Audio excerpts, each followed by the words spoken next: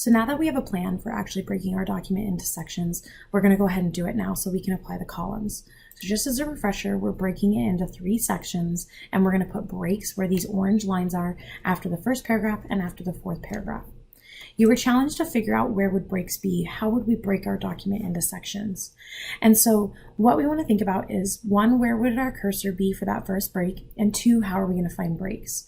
So our cursor is going to be placed where we want the break to actually get inserted, which is right after this first paragraph. So I'm going to click at the end of the first paragraph right here.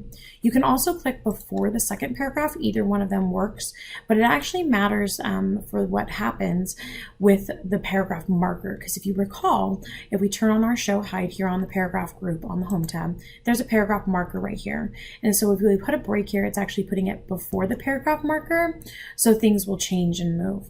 So just keep that in mind. I'm going to go ahead and turn off my show hide and go ahead and click at the end of the first paragraph. Now, where are going to be breaks? Where are we going to put them in from? Breaks are going to be found on the layout tab because, again, we are affecting how the text is laid out, how the content is laid out and organized on the page, not necessarily what it looks like.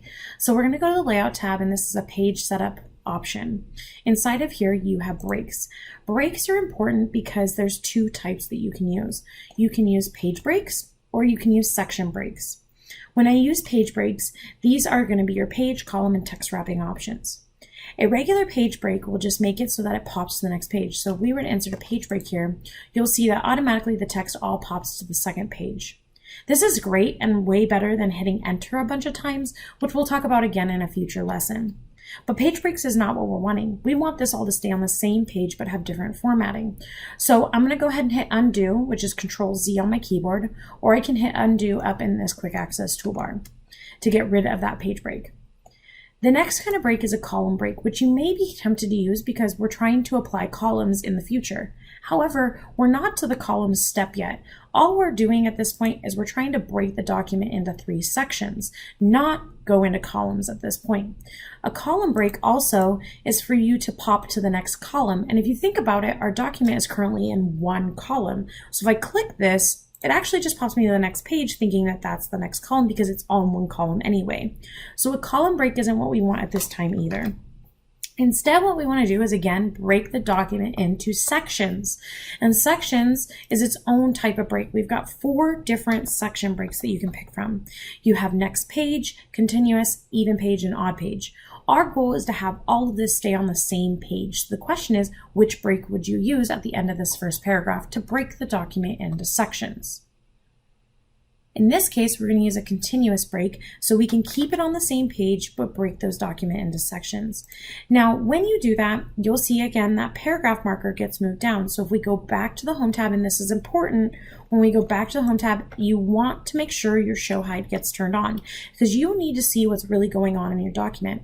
And a lot of people don't know about this show hide and they don't understand what it does or what hidden characters are, but they really are the backbone of Word. And when you're able to look at that show hide and see what's going on in the background, you can really control what's going on in the document.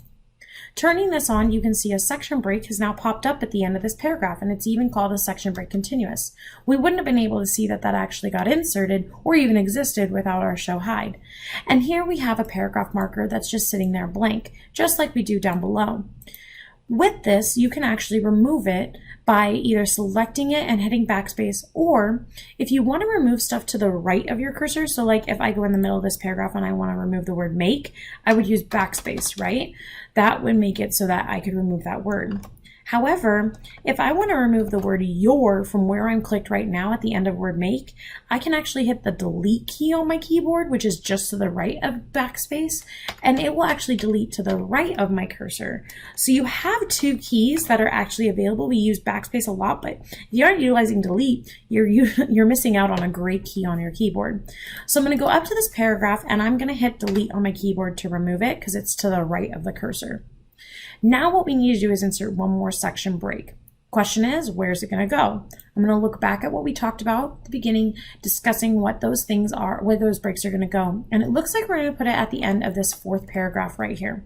So I'm going to go ahead and click at the end of that 4th paragraph, and I'm going to go back to the layout tab for breaks and insert another continuous section break. And with our show hide on, we can see it appear. We've got 2 blank paragraphs here. I'm going to go ahead and select those and delete them because we don't need them. At this point, our document is now broken into those 3 sections, just like we had when we were planning it out. Now we can actually start applying columns, and it won't apply to everything because it will only apply to that section. And that's what we're going to do in the next video.